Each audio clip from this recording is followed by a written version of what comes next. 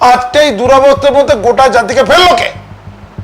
এই কুলাঙ্গার ইমাম মৌলানা আর ওই পীর পীর জাদাত। আইগো বুবু যাইগো মোরা মাদ্রাসাতে পড়তে, বুবু মাথায় কাপড় দিয়ে মুখটা ঢেকে মাদ্রাসায় পড়তে গেল। এই সত্য কথাগুলো তুলেছিলাম। আমাকে মারার করে হুমকি দিয়েছে। আমাকে বলেছে মরে গেলে, ওই মরে গেলে না আমাদের না ওই কি বলে একটা ওই জানাজার নামাজ, বলছে জানাজার নামাজ পড়বে নাকি। এদেরকে শুভেন্দু অধিকারীকে বলছি আপনারা সতর্ক করে দিন। গরু খাওয়া বন্ধ করেছেন, অ্যাকচুয়ালি করেননি, ওরা ভয় গরু খাওয়া বন্ধ করে দিয়েছে। আওয়াজ বন্ধ করেছেন, মাইকের মুস্তারি বন্ধ করেছেন, অবৈধ নির্মাণ বন্ধ করেছেন, মসজিদের বাইরে নামাজ পড়া বন্ধ করেছেন, অনেকগুলো করেছে, মানতে বাধ্য হয়েছে তো। বেশি মস্তারি করলে পিটিয়ে লাল করে দেবে সবাইকে, পিটিয়ে লাল করে দিতে হবে সবাইকে, পাগলাই পরে ছুটি দিতাম। স্যার, প্রায় 1 মাসের বেশি হতে চলো বিজেপি সরকার এসছে এবং বিভিন্ন ক্ষেত্রে উন্নয়নের যে ছবি আমরা ভেবেছিলাম সেই ছবি কিন্তু বিজেপি সরকার ধীরে ধীরে বাস্তবায়ন করছে। সেখানে দাঁড়িয়ে মাদ্রাসা শিক্ষার জন্য এই সরকার কতটা কি উন্নয়নের কথা ভাবছে? এই প্রথম ভাবছে মাদ্রাসা শিক্ষাকে পড়ুয়াদের অনুকূল করা। শিক্ষা কোনো ভিক্ষা নয়। মাদ্রাসা যারা খারেজি মাদ্রাসা আছে তাদের পেট পুরে ভাত, পেট পুরে হয় না, অর্ধ পেট আর কি ভাত খেতে দেয়। গরিব বাচ্চা তো, পড়াশোনা কিছুই হয় না, আর বাকি সময় মাঠে ঘাটে কাজ করা, এগুলো করায়, থালা বাসন ধোয়ায়, হাঁড়ি ধোয়ায়, জল তোলায়, এইসব কাজগুলো করায়। খারেজি মাদ্রাসা চলছে, অর্থাৎ ভিক্ষা। তুমি একটু খেতে দাও, তোমাকে গরিব ছেলে তো খেতে দেবো, একটুখানি আলিফ বেতেসে পড়তে দেবো। আইগো বুবু যাইগো মোরা মাদ্রাসাতে পড়তে, বুবু মাথায় কাপড় দিয়ে মুখটা ঢেকে মাদ্রাসায় পড়তে গেল। একটা মৌলবী অবশ্যই তাকে বিয়ে করে নিল। আইগো বুবু যাইগো মোরা, এটা পৃথিবী নয়, এবার পৃথিবী চলতে পারে না। এটা হচ্ছে খারেজি মাদ্রাসা। খারেজি মাদ্রাসা যেটা আছে সেটা কিন্তু আধুনিক করে দেয়। অসুবিধা কি আছে? তোমার অসুবিধা কি বলো? তোমরা যে খারেজি মাদ্রাসা নিয়ে এত হই করছো, অসুবিধা কি তোমার যাবে? খারেজি মাদ্রাসা মানে প্রথাগত শিক্ষার বাইরে। যে শিক্ষা মানে কি শুধু ওই কোরআন হাদিস পড়বে? একটা লোক তার ধর্মগ্রন্থ বাড়িতে পড়তেই পারে, কোনো মাস্টারমশাই রেখে সে আরো কিছু শিখতে পারে, অসুবিধা নেই।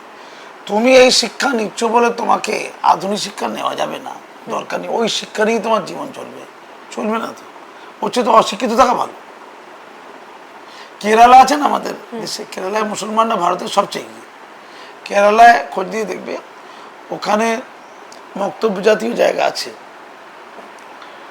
ওখানে বাড়িতেও ছোট্ট ছোট জায়গা আছে যেখানে ইসলামিক শিক্ষা তারা নেয়, নিয়ে তারা কলেজে স্কুলে পড়তে যায়। মানে ওই শিক্ষা নিয়েছে বলে এই শিক্ষা নেওয়া যাবে না কোনো ব্যাপার নেই। আমাদের এখানে উল্টো হচ্ছে, আমাদের এখানে মূলধারা শিক্ষাকে ওরা এই শিক্ষার সাথে গুলিয়ে দিয়েছে। মূলধারা শিক্ষাকে বাদ দিচ্ছে কেন? না, একটা প্রশ্ন জাগবে যে মুসলমানদের শিক্ষা বলতে কি তাহলে ওই শিক্ষাটা না।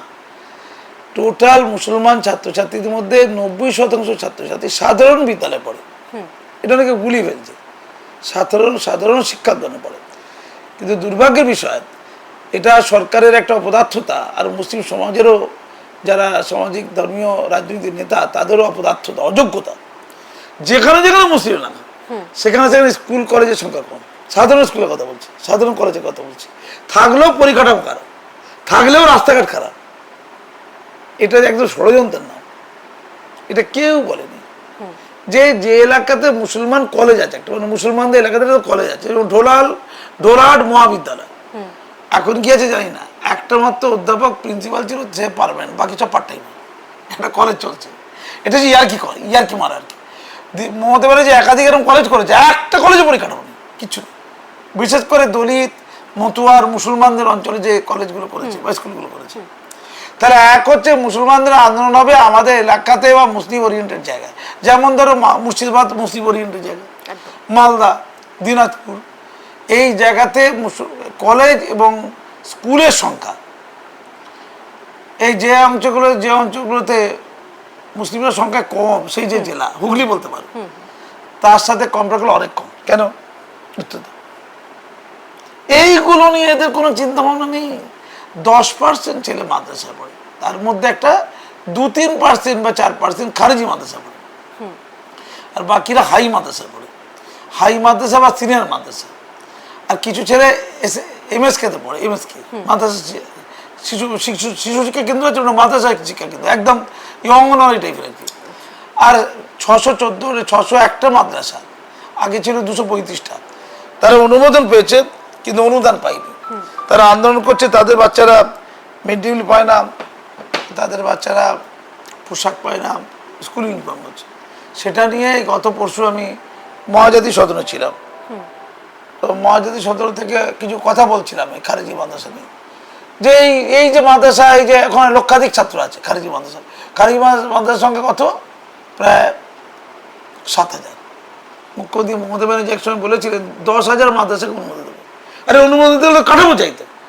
অনুমোদন সরকার তখন দিতে পারে যদি আধুনিক সিলেবাস ফলো করে থাকে, আধুনিক পরিকাঠামো থাকে, স্কুল ঠিক মতো থাকে, বিল্ডিং, বসার সিট থাকে, শিক্ষকদের মিনিমাম একাডেমিক কোয়ালিফিকেশন থাকে, যথেষ্ট পরিমাণ শিক্ষক থাকে, অর্থ আয়ের জায়গা থাকবে এবং সেটা বৈধ জায়গা, অবৈধ জায়গা নেই।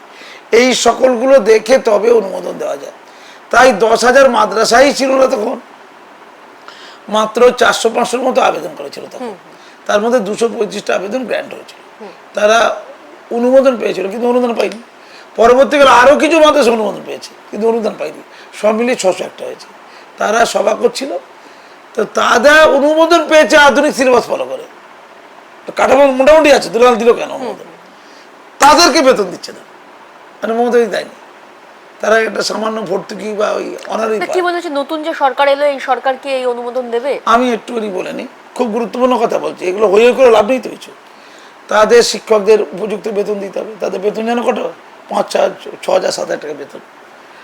আমি যে শিক্ষা প্রতিষ্ঠানে কাজ করি, আমাদের যারা ঘন্টা বাজায় তাদের বেতন প্রায় 60,000 টাকা ঘন্টা, টং টং টং, সিনিয়র একটু সিনিয়র। শিক্ষকদের বেতন অনেকে 1 লাখের উপরে, ওদের বেতন 6-7 হাজার টাকা। এটা যায়, একই কাজ তো, একই অনুমোদন তো, এইটা বুঝতে হবে। এরপরে সেই ছাত্ররা কি দোষ করেছে? তারা তো অনুমোদিত শিক্ষা প্রতিষ্ঠানে গেছে, বলছে এটা আনএডেড, তাই তাদেরকে মিড ডে মিল দেওয়া যাবে না, তাদেরকে স্কুল পোশাক দেওয়া যাবে না, সাইকেল ব্যাগ দেওয়া যাবে না, জুতো দেওয়া যাবে না। গরিব ছেলে সব, হতদরিদ্র পরিবার ছিল। তো এই প্রসঙ্গ নিয়ে আমারও আন্দোলন আছে, আমি নিজে কতবার ওদের সাথে সাথ দিয়েছি, আলোচনা করেছি যে মাদ্রাসার নামটারই কিছু, যেটা মাদ্রাসার নাম তুলে দিই না, কি হবে তাদের? আগে টোল বক্ত মাদ্রাসায়, মধ্যযুগে এটা ছিল 3টে পড়ার মাধ্যম।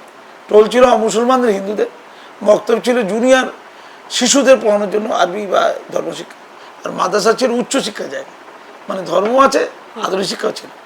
সৌদি আরবও ছিল, মুসলিম ইসলামিক কান্ট্রিগুলো ছিল। তারা এই শব্দটাকে তুলে দিয়েছে, তুলে দিয়ে তারা মূল স্রোতে এসে গেছে। সৌদি আরবও তাই, মাদ্রাসাগুলো কিছু নেই, শুধু ভারত, বাংলাদেশ, পাকিস্তান 3 জায়গায় আছে। সেই মাদ্রাসার নামটা নিয়ে যত এদের আধিক্যতা। আরে আধুনিক শিক্ষা দিতে হবে, কেউ যদি নামটা তুলে দিয়ে স্কুল বলে অসুবিধা কি আছে, মিশরে বলে অসুবিধা কি আছে, ইনস্টিটিউশন বলে অসুবিধা কি আছে? মাদ্রাসা মানে তো শিক্ষাঙ্গন, স্কুল, বিদ্যালয়। তো এদের যত আদলামি ধাস্টামি ওইটা নিয়ে, ওটা করলে বেঁচতে যাবে, ঠিক আছে? এবার খারিজি মাদ্রাসাগুলো নজরদারি করতে হবে। ওই যে 1 লক্ষ ছেলে যারা খারিজি মাদ্রাসায় পড়ছে, 90% তাদের মধ্যে শুধু কোরআন হাদিস রিডিং করতে পারে, মানে বোঝার কিছু। তা ধর্মশিক্ষা হলোটা, তারা ইমাম না হবে, খেতে পারবে না কদিন পরে। ইমাম তো 5-8 মাইনে হবে মাসে, এই ইমাম ভাতা দিচ্ছিল তাও বন্ধ হয়ে গেছে। খাবে কি ওরা? আর কত ইমাম লাগবে? লাগবে না তো। তো তারা তো চুরি চামারি করে কদিন পরে, কি করবে তারা? তাদের জীবনকে শেষ করলো। ওই বাচ্চাগুলোতে রাইট টু এডুকেশন অ্যাক্ট অনুযায়ী, শিক্ষার অধিকার আইন অনুযায়ী তাদের তো উপযুক্ত শিক্ষা, মিড ডে মিল পাওয়ার অধিকার ছিল, বা ন্যাশনাল এডুকেশন পলিসি, জাতীয় শিক্ষানীতিতে তাদেরকে অন্তর্ভুক্ত করে তাদেরকে আধুনিক সিলেবাসে শিক্ষিত করা দরকার ছিল। এটা না করে তাদের মধ্যে বঞ্চনা করা হতো। এই সত্য কথাগুলো তুলেছিলাম।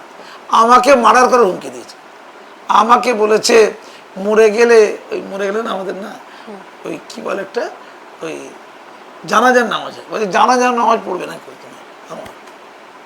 আমার কথাটা শুনেই মাননীয় শিক্ষামন্ত্রী ছিলেন, এই মাদ্রাসা শিক্ষামন্ত্রী মিস্টার টুডু, তিনি ওই আমার কথাই বললেন।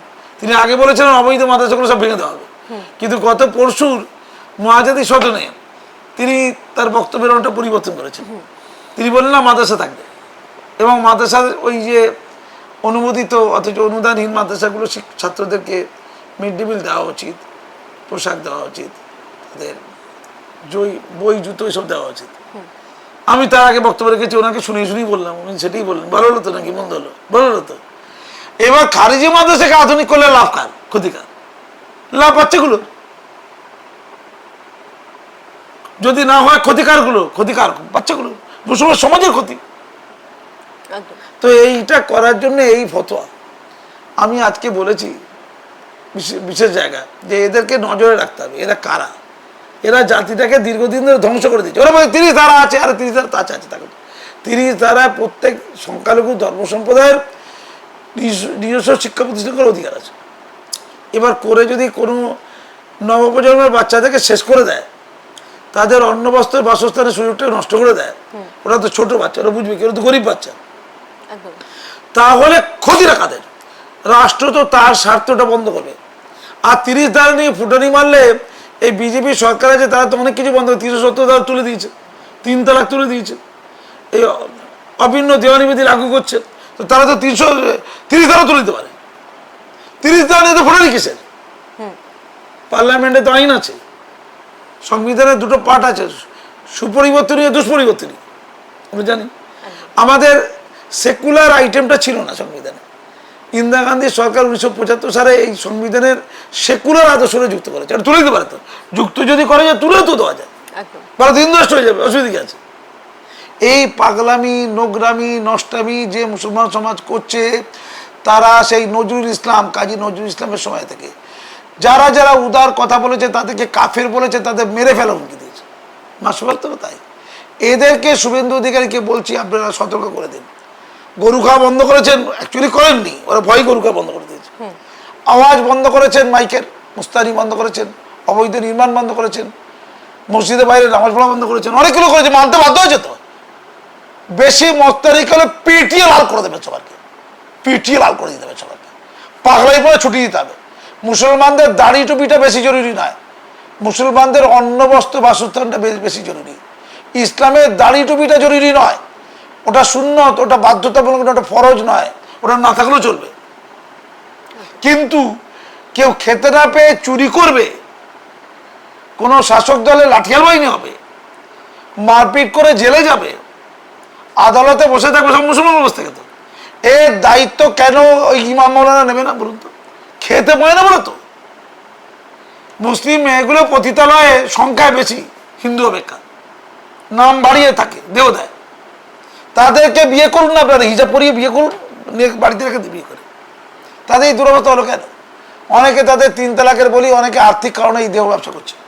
তো আজকে এই দুরবস্থার মধ্যে গোটা জাতিকে ফেললো কে? এই কুলাঙ্গার ইমাম মৌলানা আর ওই পীর জাদার দল, যারা ধর্ম নিয়ে পাগলামি করে। ইসলামে তো পীর প্রথা নিষিদ্ধ, তাই এই যে বিভিন্ন শরীফ পীর প্রথা নিয়ে তোলা দেয় করছে পীরের নামে, ও তো ইসলামে নিষিদ্ধ, কোরআন নিষিদ্ধ, আপনারা মেনে নিয়েছেন কোনোটা?